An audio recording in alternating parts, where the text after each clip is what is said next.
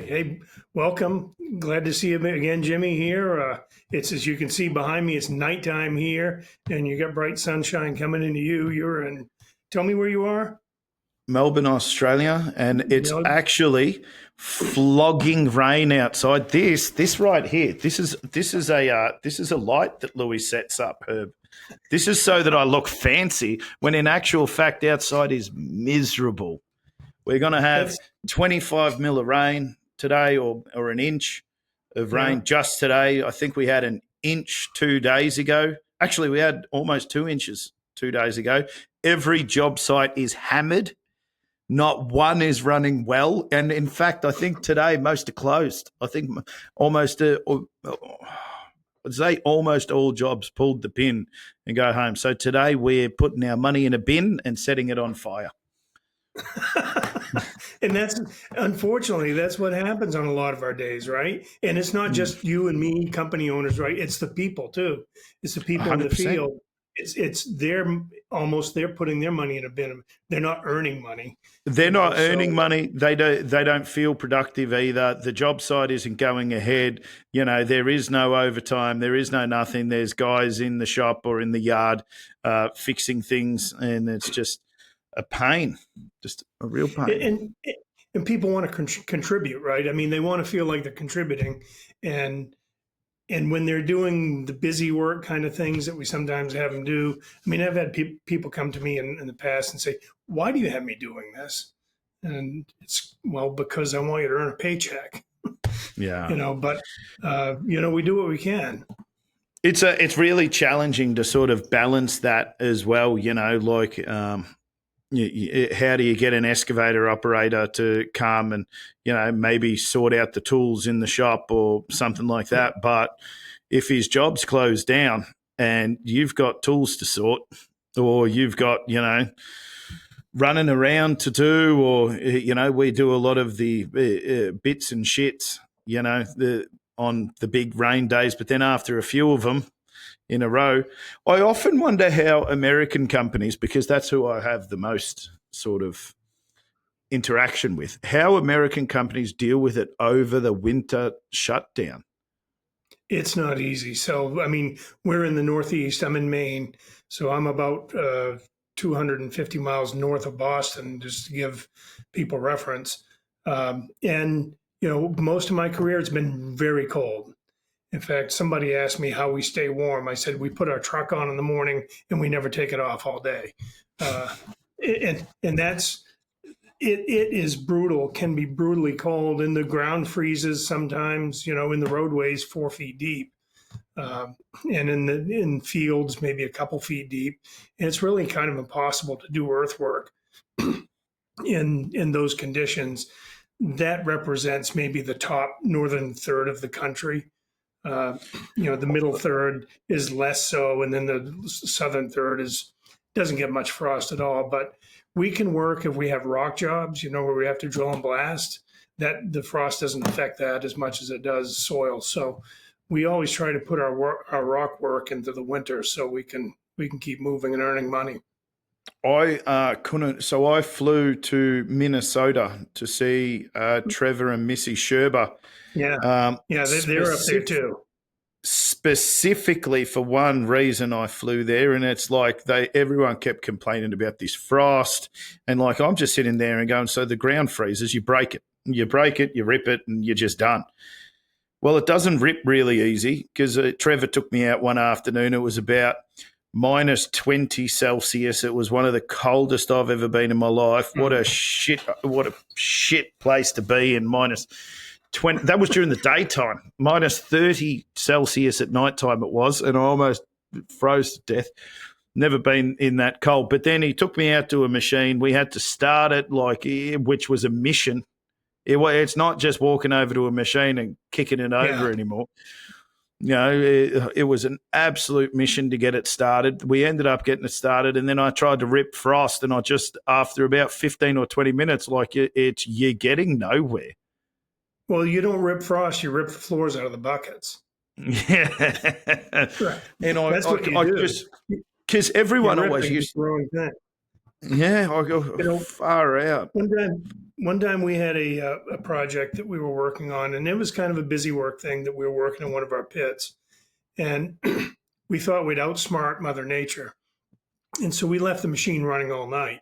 So we Clever. didn't. It didn't take 2 hours to start, but at about 20 below zero Fahrenheit, uh, when he went to pick the arm up in the bucket, it started breaking. The pressure started breaking the hydraulic lines, and literally the hydraulic oil was sticking out of the line by like an inch and a half, and starting to just. That's how cold it was. What a mistake that was. You can't outsmart Mother Nature. When she says And stop, you stop. And that's, I suppose, something that we don't often run into in Australia. Like we run into it with heat, but you can get, Yeah. high ambient cooling packs on it and a few other bits and pieces on the machines, and they can still keep running. And then you might have some real rain events, but also at the same time, you're just moving wet dirt. I'm sure if you put rain events in Maine, everyone would just go, it's way better than trying to deal with frost. So we're going to keep Yeah. digging. Well, I mean, you still have to be careful what you do with, obviously, with moving dirt in the rain, but we do have to stop. But it is better than frost for sure. And then when it got to frost, you can't really break it. It doesn't really rip. I'm sure it'd rip if you get a really big dozer there, but then how you process all of that. And then I can remember saying, if you're the guy who could work with frost, however that may be, like whether you get a breaker or one of those, I was talking about eccentric rippers. Have you seen them, the rippers that sort of vibrate? I said, if you got one of them, you'd be the only guy working and making heaps of money. And everyone's looking at me like I've got two heads. Like you just can't do it. Roads are closed. And then I actually realised that you're going to break the equipment. You're not going to – the job costs are going to blow out massively as well because it's really hard to get rid of the frost. And when you do get rid of it, doesn't it turn to shit, once it thaws? I was on a job when I was in my 20s, and we hauled dirt into a place that was a non-essential fill zone. So they said we could put it there. The following August, I was still there trying to grade that up. And there was still, like when we dug into the piles, there was still snow and frost in August. In the middle of the pile. 7 months later. Yeah. I have a very similar story. We had a Liebherr dozer.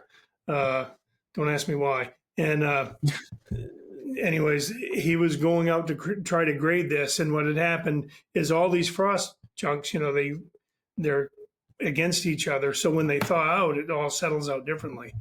And this guy was going to just kind of grade this area off a little bit. And he broke through the crust and he started sinking. And I went and got him in my truck and by the time we got back over there, he was another foot deeper in the ground. It took me a long time to get that dozer out of that hole. We had a few years ago, we had a really, really wet spring.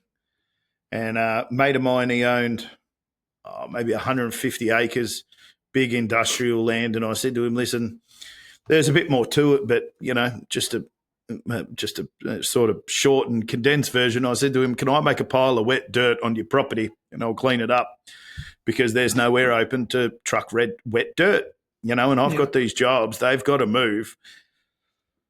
And, we worked out a bit of a deal, and what started out as a little bit of a wet hill, turned into more of a wet sort of, bigger hill, and then it turned into a wet dirt mountain. And then I had 4 excavators there stacking, like passing, it ended up being about 100,000 cubic meters of wet dirt because the rain just didn't stop. And, of course, then I become the guy who's open and can move dirt in the rain. Right.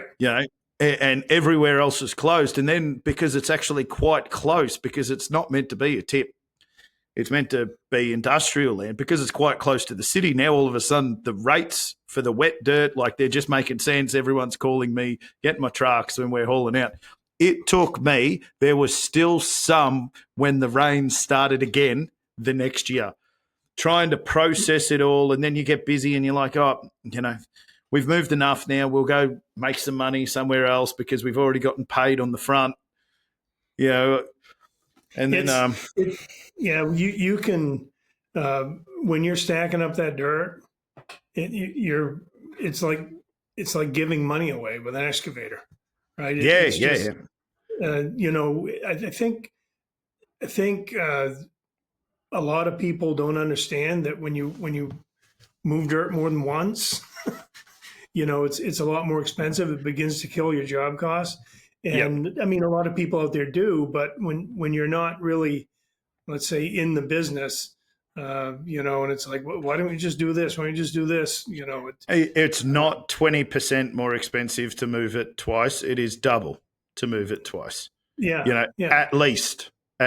And so if you're not getting paid double, that's one of the reasons why it ended up being such a long time to move it, was because obviously I said to people, I'll charge you an increased rate to tip there, a substantial increased rate, because I have to cart it back out. Everyone was happy with that. But the rate, our money was not to cart out wet dirt, it was to cart out dry dirt. Right. But when you're saying, when you build a hill so large and then it's got frost and voids and holes and everything in it, it's not as easy and quick to process as you might think, or dry out even when it's, like 100 degrees Fahrenheit here, or 35 degrees. You still take a foot off and it's still wet underneath. And so I had to have, there was one or two guys there full time for like 9 months. Wow. And now we made some money when we tipped it off, and by the end of it, I think I burned all of that money. Like, that's another working in the rain. That's a tough thing about this business, is you can feel good 60-70% of the way through the job. And I've seen this my whole career, right? And then all of a sudden, your numbers show that you've got a good profit going in. And then all of a sudden, you learn that the last 30% of the job is 50 to 60% of your cost. And that's why, we found it so important. We set up a process where at about 70% completion, we do a job exit strategy meeting. And this is the project manager, the superintendent, a couple foremen, and they get together and we've got an agenda that says, let's get out of here. And everybody walks out of there with an action item. And it's helped us clean up the job.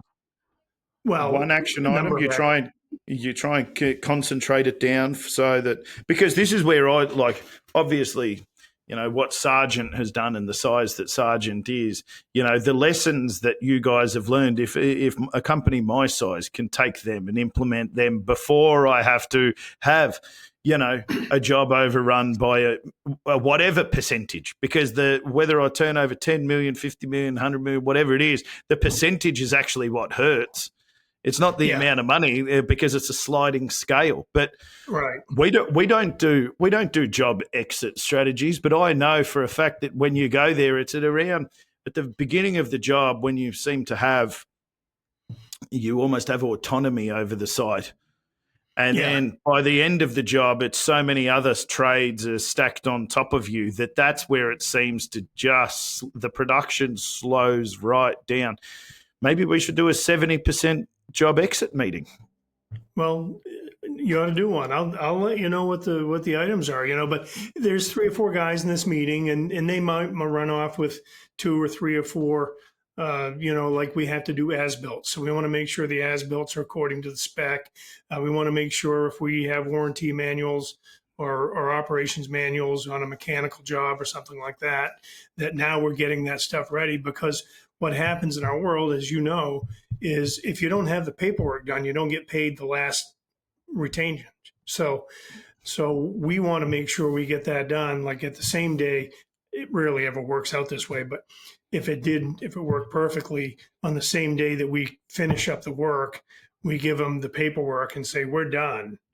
Here's an invoice for our retainer. The disparity between the office sometimes and what's happening on site, they have to lay asphalt. Everyone knows they're having to lay asphalt, but who's in charge of the as-built to say that the asphalt's right? or the paperwork that says that you purchased the right asphalt. I don't know if you have that. We have that a bit over here, that there's some different things that you have to prove, of different products. Yeah. And if you don't have that, then it is only when you go to get paid that you go, "Hi, where's my money?" And they go, "Where's my piece of paper?" And you go, Right. "Far out." I can't tell you how many times we've submitted as-built that are according to the specifications, and they say that's not what we want. So we actually, in our pre-construction meeting, we put it on the agenda. What do you want for as-built? And we review the specs. What do you want for as-built?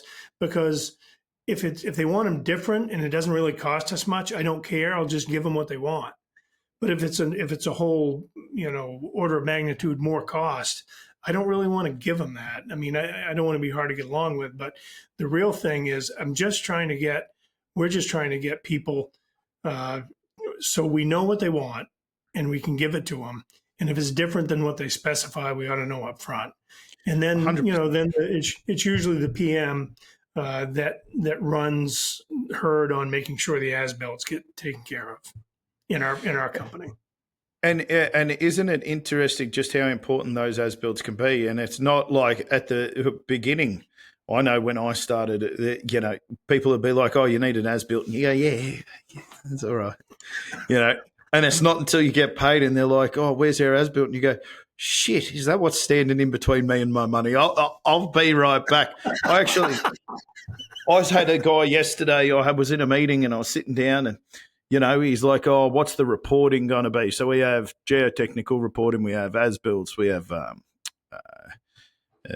contamination reporting, we have a few other bits and pieces. And I said, "Oh, it's going to be probably like $50,000, $75,000, somewhere in between there, just where, budgeting for a job and putting forward." And he's like, "What do you mean 50 or 75,000?" And I say, "Just the guy to get the guy's $1,000 a day to stand there and monitor the dirt coming in, mate. Our program says we've got 40 days and that's $40,000 just for that. No tests, no anything." I said, 75 might actually be a bit cheap. And I said, and 50 definitely isn't going to happen. And I think that those layers of, well, it makes for a better job. We call them the Australian standards. I'm sure that you have building standards that you have to go to. We try and keep to them. So, the as-built are to the Australian standard. Some people want to go over and above. Yeah. We work in a few different states, and Maine doesn't really have any standards that I'm aware of for as-built. And then if we go to Virginia and some of the southern states, they do a pretty good job of outlining what they want. But, like I said, every once in a while we'll turn in what they said they wanted, and it's not, it's not acceptable to them. And Who do you find? They either want a closer reading of all the points on the ground, or if it's a landfill cell where the final layer is. And I understand why they want to know where that is, because we've been into many landfills we've had to go dig up, and it's nice to know where the landfill liner is before you rip it. So well, that always is good. But I think that some people go a little bit above and beyond, which is what I was going to ask you. Who do you find is more challenging to work for in that sort of compliance space? Is it the big tier companies that that you're working? Or you call them the primes? I'm sure that you would JV with some of them, or is it the actual government, whether it's the local or state, or I'm not too quite sure of your structure. I would say, for us, it's the FAA, the Federal Aviation Administration, because when we go to build a runway, they want a reading every so often, and it has to be within a certain tolerance of what was designed, right? And if it's not, then we got a problem. But we can send them the as-built, and then all of a sudden, we don't have the shots close enough. We don't have them condensed enough. So, and they want them closer than what the specification calls for. And if you say, "No, I'm not going to do that," then they'll go do it and they'll find the bad spots, right? Yeah. So the FAA is probably the top. And just it's humbling to sit on a call with someone who's built enough runways to realise that the FAA is more challenging to work for than most. Because we haven't built any runways, not one. Yeah. I have priced to build some of the runways, but we priced it at you guys call it a prevailing wage. Priced it was a prevailing wage job, but turns out that it was privately owned, our airport here, and so it ended up being that my pricing structure wasn't correct because it's all privately owned. So some of the allowances that we'd put in had blown out our cost models because a lot of night work, a lot of weekend work, and lastly, a lot of work in any weather. So inclement weather, whether it's, a monsoon from the sky, you are out in it and you are working, and that's expensive. That's expensive to price. How do you do that and cover your risk? Man, that's something. That scenario you just outlined is so risky, and it's risky enough.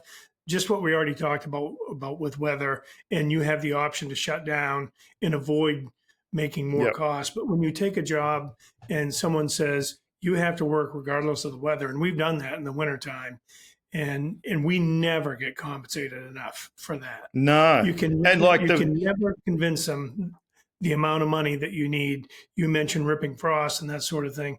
You can never convince the owners or the engineers of enough cost to cover it. No, absolutely not.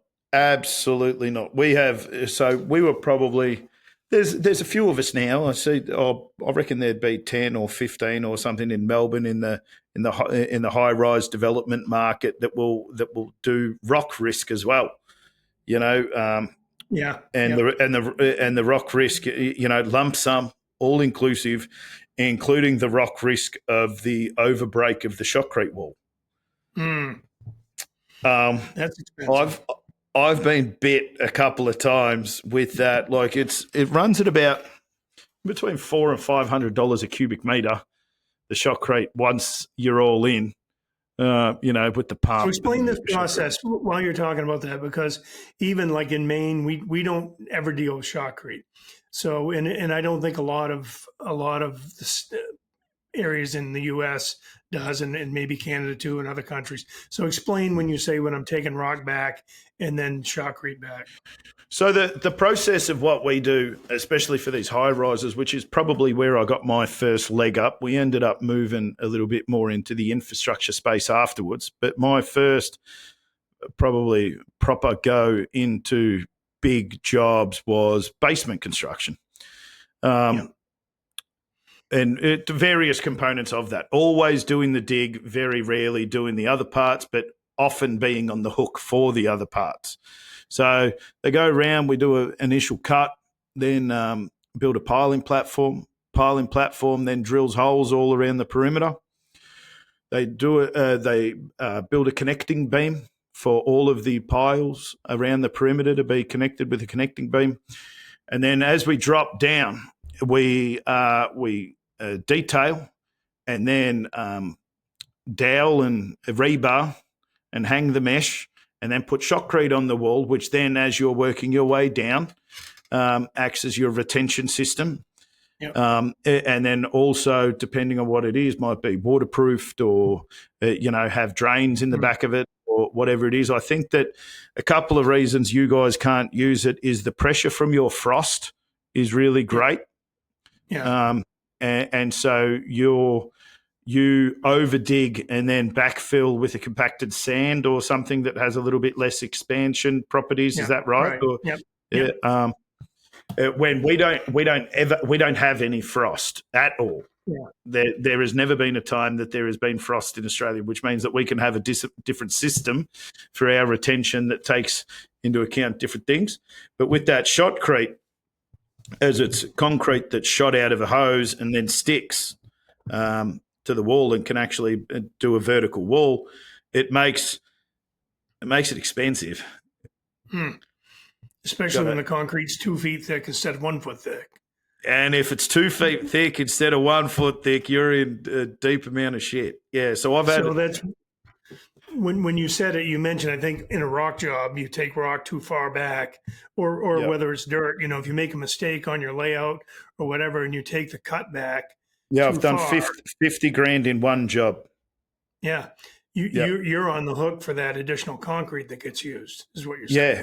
Or if you have a guy that, and this is where this really difficult balancing act happens, because obviously the smaller machine, when you're hammering out that wall, can take off smaller chunks, disturb less, make less rocks fall in Right. if it's not solid in the wall. But the time to break out solid rock with a 5 or 10 ton excavator is a long time. It's way easier to get the 500 over and just go bang, bang. But that 10 seconds can mean $500 because the rock falls Right. out. But, it does get their section of the job done. The operator and the foreman who is in charge of the excavation sits there and goes, we're done. Yeah, he grabs his lunch pail and he's off for the day, right? Correct. Yeah, going to have a call the steel fixers. They're ready to. It's their part. But then by the time you get the concrete bill, you've put 100 cube on the wall, but it only's done what 70 cube is meant to. But still, all has to be shot out. Still has to be delivered, pumped through.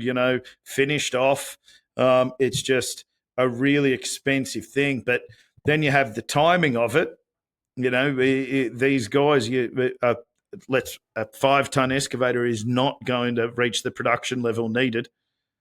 But maybe what you can do is I try and put a few different sizes there. So I have let's say a 15-ton. So take it back to close with a 350 or somewhere around there. Yeah. Take it a little bit closer with a 15, almost to correct, and then come and do the final little detail cleanup with a sort of 5 or 6 or 8-ton excavator, to try and. Because you'll need to take off this much, and you have to take off that much because the steel won't hang. You have to. Yeah. And then you bang it, and it goes that much. Yeah. And there you go.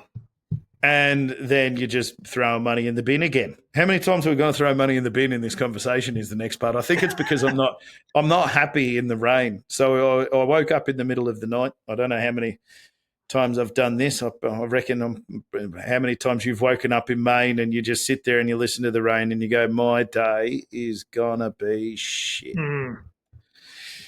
You're going to have 50 people or 30 people or whatever standing at the door waiting for instructions, asking you what they can do to earn a paycheck. And it's so grueling to be in a season like that, we're in that season right now. September, October, November in Maine here is when we have that season. And it's also the time when we're trying to get all our jobs paved out. If we're doing a highway job or parking lots, whatever, the asphalt plants here will close in about 2.5 weeks. Oof. Yeah. And they won't open again till very late April. So we got really May through the end of November to get our work paved up, and then those guys just go home for the winter. It's really interesting because like the batching plants over here, like they run 24/7, 364 if there's big enough jobs. And I just think to myself, surely there's a way to. This is the same thing with the frost, right? Before I went and ripped frost, I'm like, hang on, you just say, imagine you've got the asphalt plant that's open. How much money you could make? Put it inside a shed, turn on a heater so that it makes asphalt. But I think it would be the entire supply chain also isn't running. The pits might not be able to deliver the aggregates, or the aggregates that come might be frozen. And what price does the asphalt actually have to be to make that worthwhile then? And then everyone says, we wait till April on every other job. Well, we have done paving in the wintertime, and we paved some streets in Portland, Maine, Christmas Eve one time. And that's way later than we usually pave. But, you think about the aggregates that are being trucked in from a stockpile that's probably got, a foot of frost around it. So you've got to dig through the frost that's held together and then haul the aggregates in, and they're still, maybe at 0 degrees, and you've got to get them heated up to asphalt temperature. And, it just takes a lot more cost to do it. The energy to be put in across the board, whether it's the machines, whether it's the work, whether it's actually the temperature or whatever, the energy would be a lot. But I'm sure that there's someone who would pay out there. There's always someone that has to have it done right now. But, it costs in the middle of the winter to open an asphalt plant and to get asphalt delivered. And, by that time you've got all the asphalt cleaned out of the plant, and we're working on winter maintenance on our asphalt plants. And it takes a long time to get this winter maintenance done and go in the drums and chisel out the old asphalt and clean out the silos and all this stuff. And then to say, well, we'll fire up for one day to get 1,000 ton out.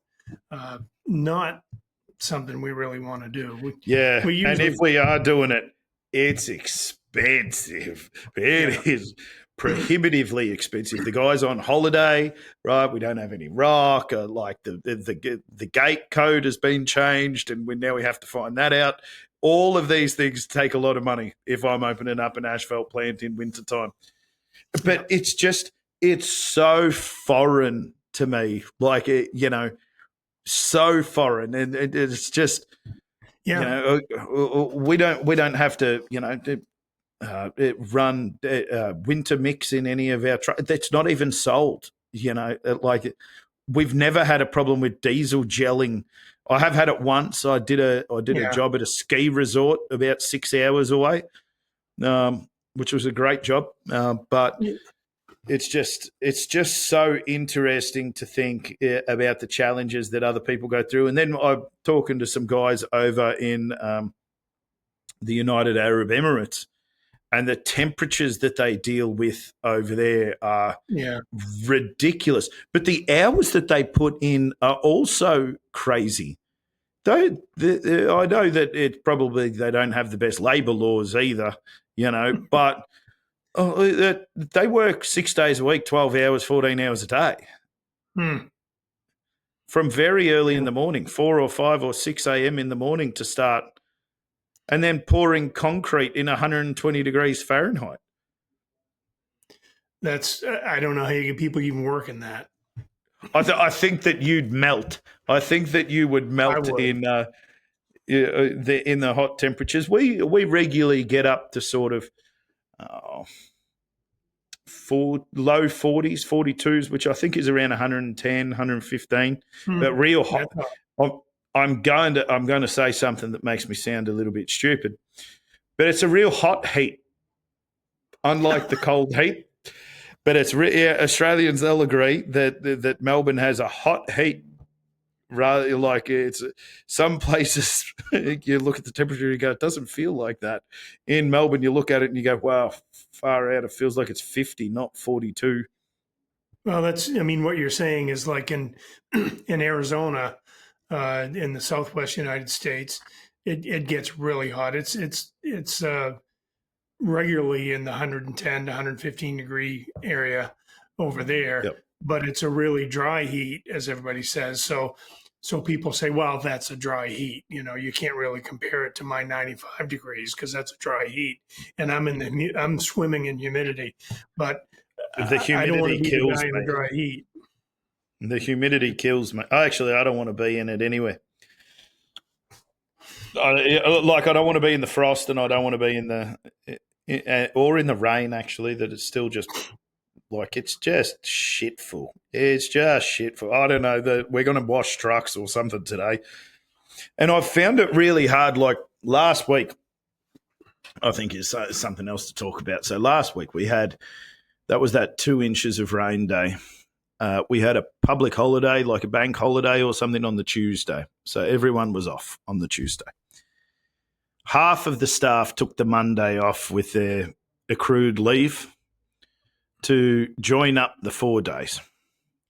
And the other half of staff that were left did bugger all. Did what? Bugger. Nothing. It's an Australian term for nothing. Nothing. Their output was zero. Now, I had my Friday meetings and I sat down and I said, listen, the people who are off, I said, I understand, but the people that were here, like, you're still getting paid. It's still a work day. I understand that not a lot's happening out on site, but your production still has to try to be the same. And it's my expectation which has to be lowered, but you should be at least trying to meet it. But overall, we had like a ridiculously low percentage of quotes go out, folders that weren't open. We start up again on Wednesday and people are like, oh, this paperwork hasn't been filled out, or this hasn't been done, or we haven't signed off this. And I think that part of the challenge about the business ownership is getting that balance right. And we can't close on the public holiday, like as in the day before, but we can't have people rocking up to work and doing nothing either. Right. And sometimes when things aren't busy like that, it's harder to manage people because they're not answering to the people or they're not managing the people they manage every day. They've got a few people more than they typically manage. And then their head starts to swim on how to try to make things happen. For us, the worst time of the year, I think, is the very end of the year and the very beginning of the year when we're closing down our jobs for the most part. And, we want to work people as long into the winter as we can.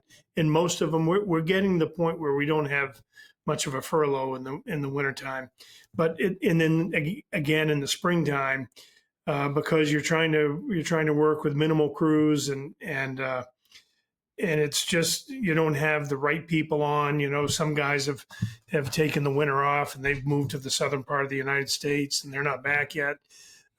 It's just more difficult to manage those times is what I've seen. And I think that that a lot of the times the balance goes too far. As a boss, as a leader, as a whatever that may be in terms of the management, it is okay for me to sit down and on a Friday in the meeting go, guys, Monday was not okay. If you were here on Monday and you think that you were working as a team, as a company, our output was not okay. So then this week I've said, right, Monday's in the rearview mirror. We're not going to be sitting down and crying about it. And I'm okay because you all work hard.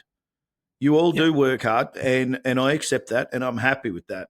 We had a few easy days, Monday, Wednesday, Thursday, all easy days. Next week we are on. Next week everyone's working hard, because don't tell me that there's things on, or don't tell me that we can't get some production out of here. Like the phones need to be ringing, and it's hard to get them to ring sometimes, Like if you've got crews that you want work and you have a job that you think want to work and you have a job that you think can run, sometimes it's hard to get those guys to agree. You're having to fight for it a little bit, but that's what makes you a successful businessman. That's what makes a successful company. You have a responsibility to address that, right? In a respectful way. You have a responsibility to address that and call bullshit. Also, I think a lot of times I've seen this too, where the people in the field and the excavators are in the trenches, the labor force, after 3 or 4 days of rain, they're ready to go to work. Yeah. Right. They want to go to work. And then they get to work and all of a sudden they don't have the parts and pieces they need to put a water line together or something like that.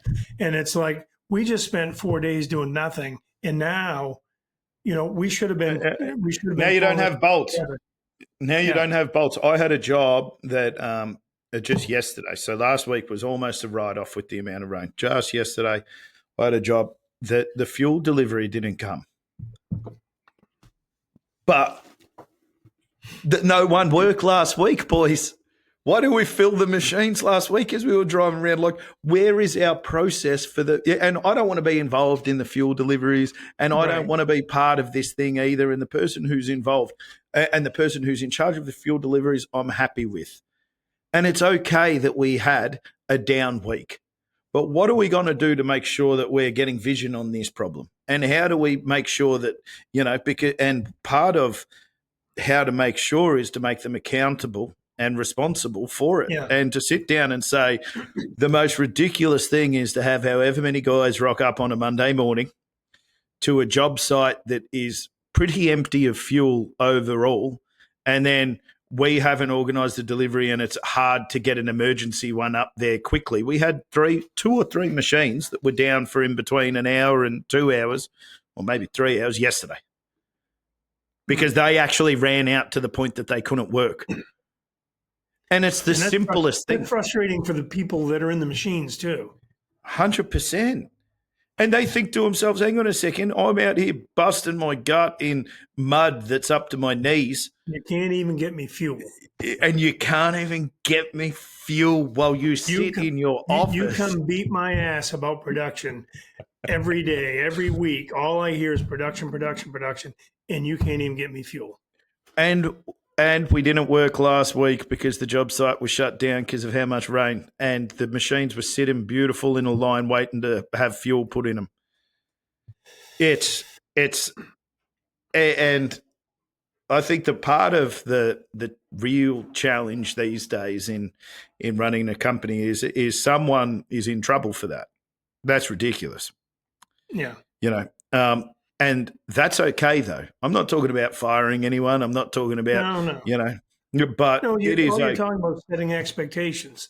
Like we're going to have some standards and some expectations, and we have to get that done because there's a lot of moving parts here. And when those expectations are met, it begins to be a domino effect throughout the organization. Yeah. That's just the reality of it.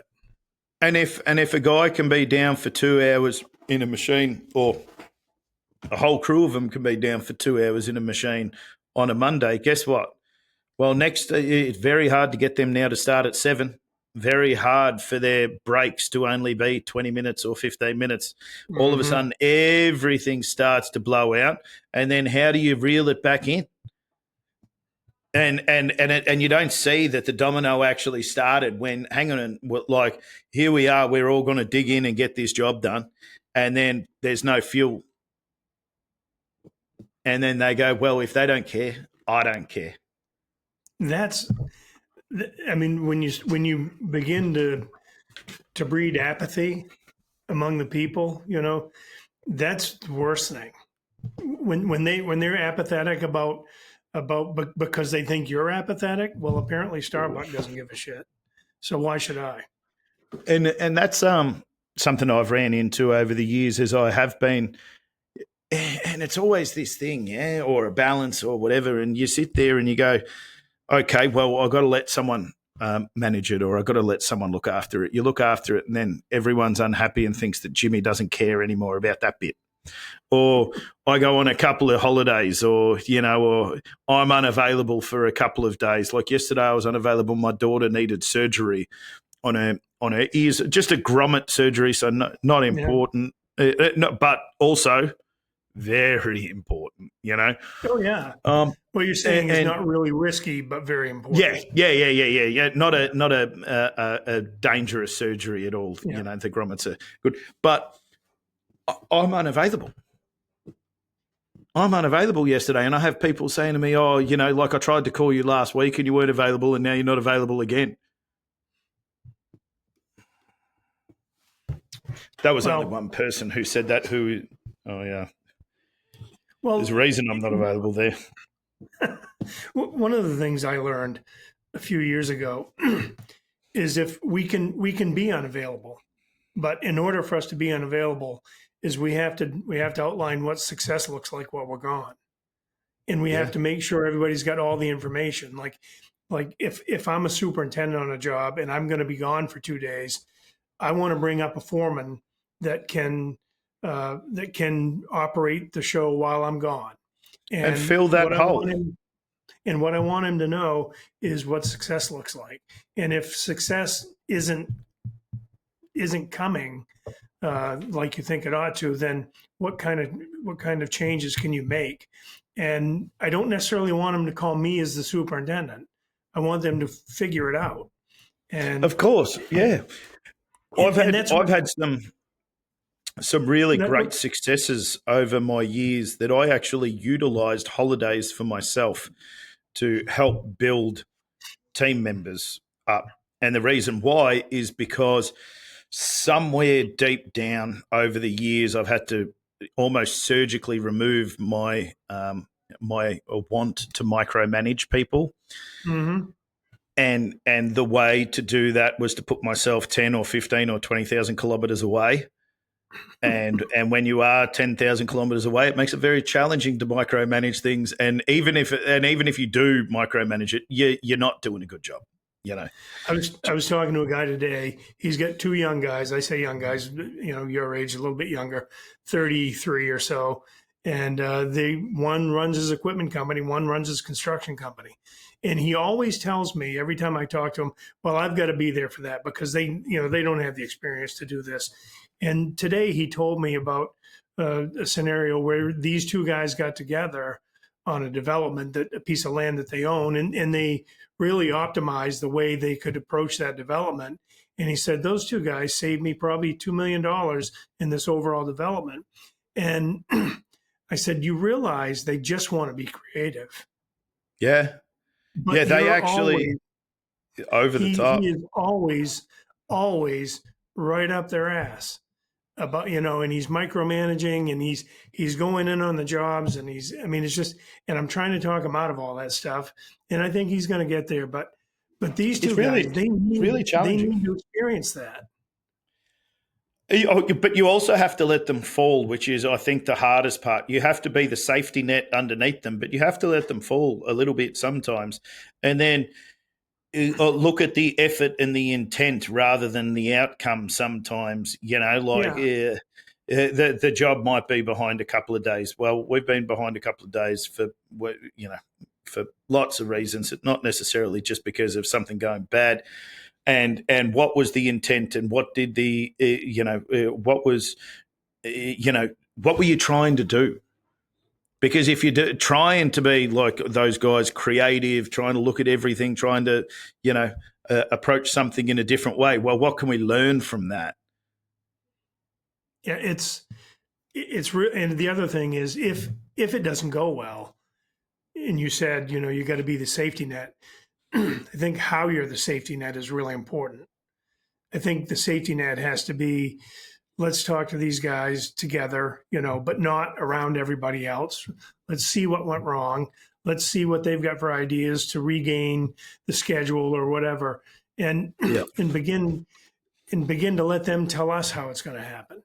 And then through those conversations, I think it's so important through those conversations to be able to impart information back and forth. Like, what goes through your mind, Jimmy, when you're deciding to use a zero tail swing or a 50-ton excavator versus a 30-ton? What's going through your mind? And they don't just know that, by osmosis. It has to be real conversations. And that safety net, looking at it that way, I think is a really productive way of looking at it. But you forget about those decision-making processes that you've learned throughout the time that says if it's 0, 30, 50, whatever it might be, the dirt moves from the left side to the right side. So we do only move it once. The reason I was slightly late this morning is because I went to a schedule meeting to try and pull forward a schedule on a job so that we can start it earlier, for about a week earlier. That's all I was there for. Just to put one guy or two guys out there for a week earlier, scratching around and getting the job site really set up. So when we can go there, we can really be productive. And when you come at it from a position of experience, we've got a guy starting out there in 2 days. We're going to have another guy starting out there on Monday. We're going to have that job. Like, everyone is happy. Every single stakeholder is happy because of that, the way that I was able to pull apart the job and say, listen, this is what we should do here. This is how we should change it. The access to the job or how we're going to run the job is going to be slightly different than normal. But what we're going to do is I think we're going to pick up about 2 weeks of program. Yeah. And you say 2 weeks of program pickup and everyone looks at you like, you got a halo on your head. that you're their guardian angel, because But that's that's what you really want is all the other people to be those guardian angels, right? You want them to have the halos, and they'll get there. And so you go. No, after you. I want to hear what you have for thoughts there. The real difficult part is when you, like I said, is the safety net, where you must hold them accountable for what's happening while supporting them through the process and being a guide, but not telling them what to do. If you get that balance right, then you are going to have a team of killers. They will go out and they'll be able to look after everyone better than anyone else.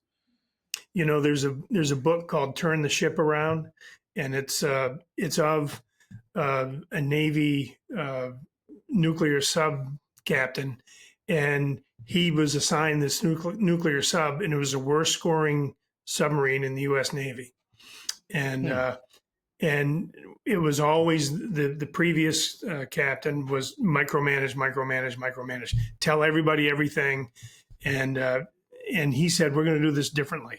What I want you to do is come and tell me what you intend to do and why you intend to do it. And if I've got questions, I'm going to ask you some questions about it, and then we'll talk about it. But in other words, what we want them to do, we want the creativity, we want the thought process that they go through. And then that conversation that's really intentional between you or your, general manager, between you and them, that conversation becomes much more intentional and much deeper, because we're asking them questions and they've got to answer them. And then through that process, you say, well, had you considered a 50-ton excavator? Had you considered running the job and building a different gate? Because the cost for a gate is $10,000 or something, whatever it is, to build a gate over there where there is. That's this whole thing that opened up the job for us to work. We're building another gate. And it's simple, but the amount of people who have sat there and looked at it and said, oh, no, we are only running through the same gates we've always ran through. And I say, well, why don't we just build one down there 50 yards away? That gives us our dedicated side access.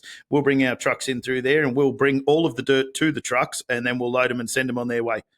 Now, my guys get to work, in the rain. So it's so very similar to my good friend Herb, who tries to run rock jobs in the in the weather. I'm trying to run a rock job in the rain. This is a rock job. Yeah. So it will run in the rain. Right? And so while it's absolutely pissing down rain, we want to go there and open up this one, and I'm going to start it in 2 days just because of that sort of stuff there, just building a gate. We're talking about gaining on projects and that sort of thing. And we picked up a project here right in the town our office is in, probably 10 years ago, I guess. And it was a small municipal airport with 2 runways. And so both just the runways just another Sargent airport, just while we're here, just another one of many. Just another one. And so both runways had to be reconstructed, but we had the option of doing one in the fall and the next one in the spring. And I was typically not there, but our VP ops had to be gone somewhere. So I had to go sign the contracts at the pre-construction meeting. And the guy, the engineer said, so you're going to try to tackle both of these runways this year? And I said, oh yeah, we're going to do always. And I was just kind of talking, yeah, of course we're going to do both. Right. And so, my regional manager looks at me and he's like, oh shit. Because it's already, September 15th and we got 2 runways to rebuild.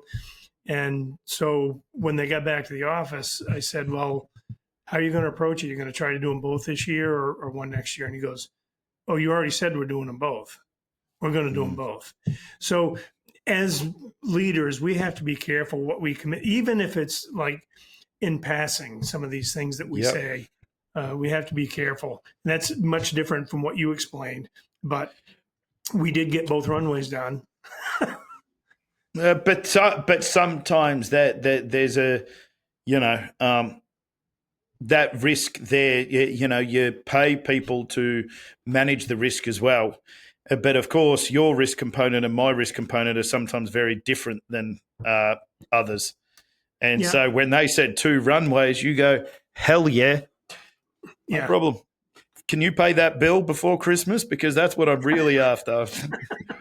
Because Christmas is expensive. I don't know if you've had to go down and buy toys for grandkids or children. They're expensive these days, and 2 runways might pay for it. Well, that would get Christmas taken care of, and maybe boots for the crew. Who knows? We're at I found at that 1.5. We're at 1 hour. I found I have to be much more aware of what I say. Over the years, I had to be much more aware of things that I just said kind of off the top of my head, because what people do is they go, well, Herb said. I had a girl that came in my office one time, and she said she had a highlighter, and it was a green highlighter. And she said, oh, man, I'm sorry. I said, so what are you sorry about? She said, I don't have a yellow highlighter. I said, okay. She said, everybody here knows that you prefer a yellow highlighter. And I said, I don't even know that I prefer a yellow highlighter. How the hell does everybody else know that? Oh, you're touching on something for me, like the amount of people that come and say, oh, Jimmy said I could be on that job, or Jimmy says that, so we own a fair few cars,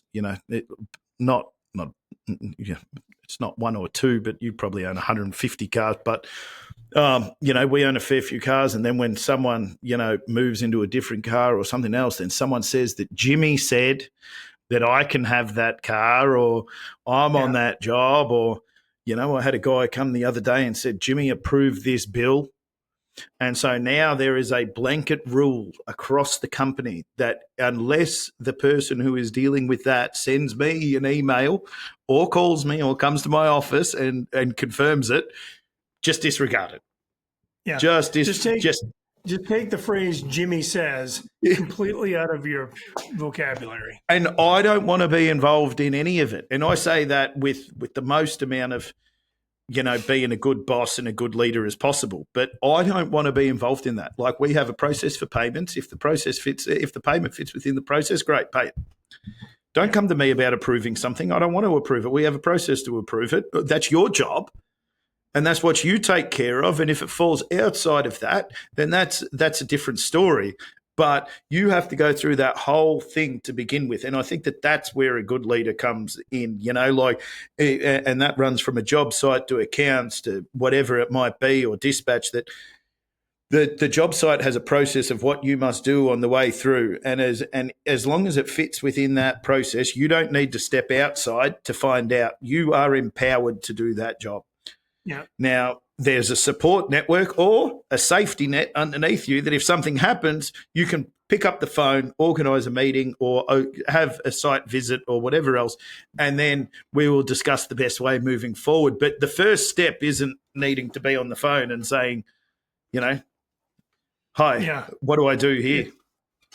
I had a guy I played baseball in high school with, and he ended up becoming a Major League Baseball player and had a really good career. I've played 13, 14 years in the major leagues. And we had him on our internal podcast one day. And we're just talking to him about what helped you the most. And he said, Herb, the thing that helped me most is trusting the process. Like, I had a process that I went through, a routine, a structure that I went through.